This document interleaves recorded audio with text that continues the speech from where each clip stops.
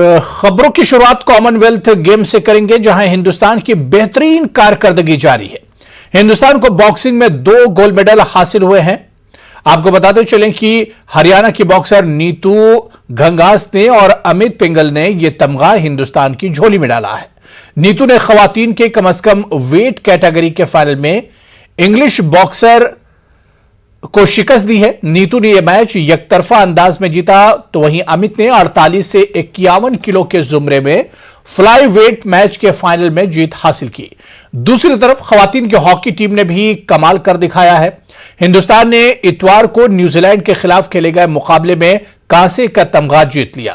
Full time में यह match 1-1 से ड्रॉ था, लेकिन पेनाल्टी शूटआउट में हिंदुस्तान ने दिल जीत लिया।